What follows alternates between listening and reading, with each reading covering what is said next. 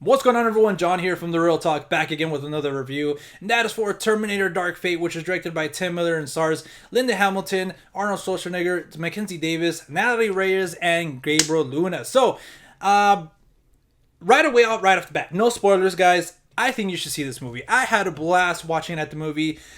It wasn't like a John Wick type of situation. It wasn't like Mission Impossible.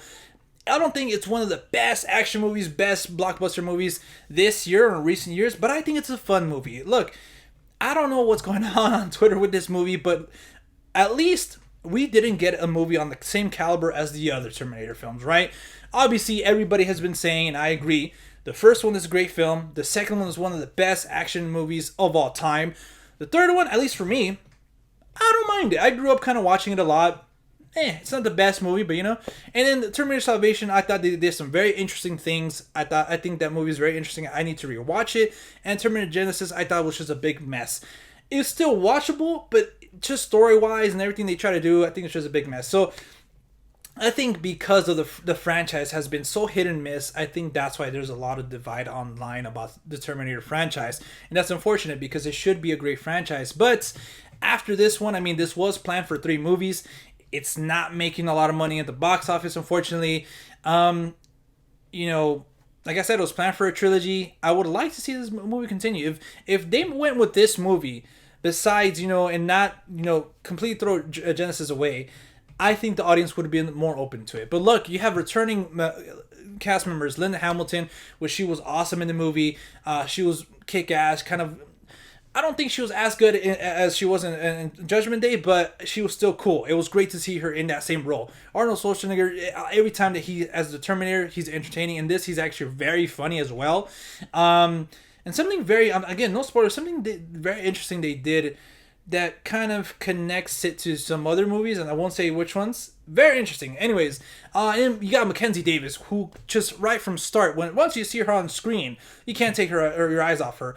Obviously because she's attractive, but she's just awesome. She's just kick ass in this movie. She does an amazing job. I think this is kind of her Mad Max role, like Charlize Theron. Even though, I mean, to compare the two, come on.